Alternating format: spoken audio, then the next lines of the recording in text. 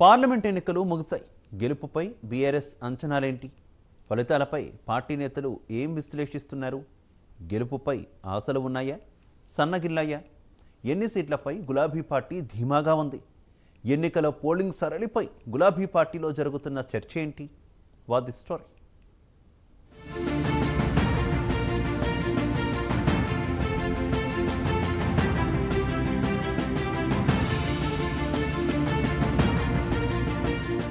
లోక్సభ ఎన్నికలు ముగిశాయి. ప్రధాన పార్టీలన్నీ ఫలితాల విశ్లేషణలో తలమునకలై ఉన్నాయి. బీఆర్ఎస్ సైతం ఎన్నికల ఓటింగ్ సరళి, పోలైన ఓట్ల లెక్కలు విశ్లేషించుకుంటూ ఓటరి నాడి తెలుసుకునే ప్రయత్నం చేస్తోంది. గత పార్లమెంటు ఎన్నికల్లో 9 స్థానాలకే పరిమితమైన బీఆర్ఎస్ గత ఏడాది నవంబర్లో జరిగిన అసెంబ్లీ ఎన్నికల్లో పరాజయం పాలైంది. అధికారానికి దూరమైంది. అసెంబ్లీ ఎన్నికల ఫలితాలను గుణపాఠంగా తీసుకొని కనీసం లోక్సభ ఎన్నికల్లో అయినా మెరుగైన ఫలితాలు సాధించేందుకు విశ్వ ప్రయత్నాలు చేసింది బీఆర్ఎస్.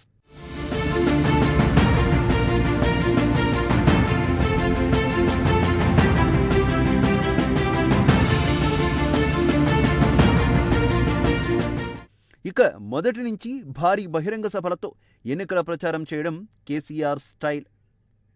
అందుకు విరుద్ధంగా కేసీఆర్ ఈ ఎన్నికల్లో బస్సు యాత్రతో ప్రజల్లోకి వెళ్లారు.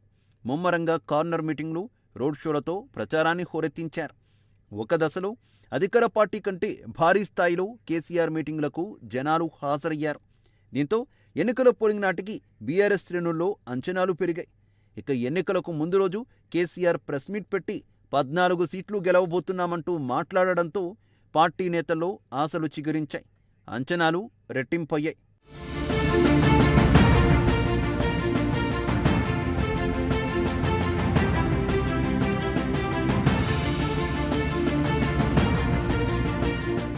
పార్లమెంటు ఎన్నికల్లో బీఆర్ఎస్కు అన్నీ తానై వ్యవహరించారు గులాబీ బాస్ కేసీఆర్. ఎన్నికలకు ముందు నుంచి పార్టీ ముఖ్యనేతలతో సమావేశాలు నిర్వహించారు. అభ్యర్థుల ఎంపిక విషయంలోనూ ఆచితూచి వ్యవహరించారు. ఎక్కువ మంది బీసీ అభ్యర్థులకు సీట్లు ఇచ్చారు కేసీఆర్. మాజీ ఐపీఎస్ బీఎస్పీ నేత ఆర్ఎస్ ప్రవీణ్ కుమార్ను కారెక్కించుకొని నాగర్ కర్నూల్ సీటిచ్చారు. ఇక ఉద్యమకారుడు, సికింద్రాబాద్ ఎమ్మెల్యేగా ఉన్న పద్మారావును అనూహ్యంగా పార్లమెంటు ఎన్నికల్లో పోటీ చేయించారు.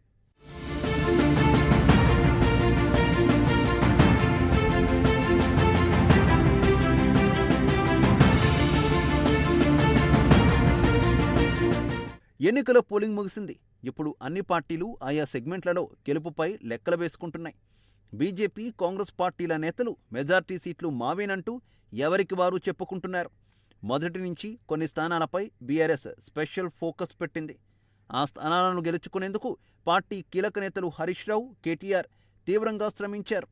ఇప్పుడు ఆ స్థానాల్లో పోలింగ్ సరళిపై పార్టీ నేతలను గులాబీ బాస్ కేసీఆర్ ఆరా తీస్తున్నారట.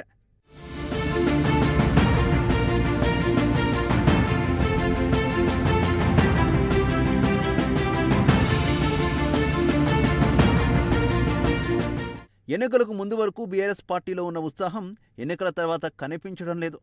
గ్రౌండ్లో ఫీడ్బ్యాక్ అంతా నెగటివ్గా వస్తోంది.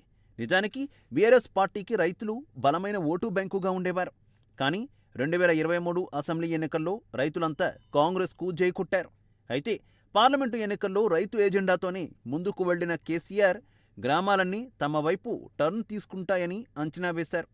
కానీ సీఎం రేవంత్ రెడ్డి రైతు బంధు వేయడంతో పాటు ఆగస్టు 15 వరకు రుణమాఫీ ఇస్తానని హామీ ఇవ్వడంతో మరోమారు రైతులంతా హస్తం వైపు మొగ్గు చూపినట్టు టాక్ నడుస్తోంది.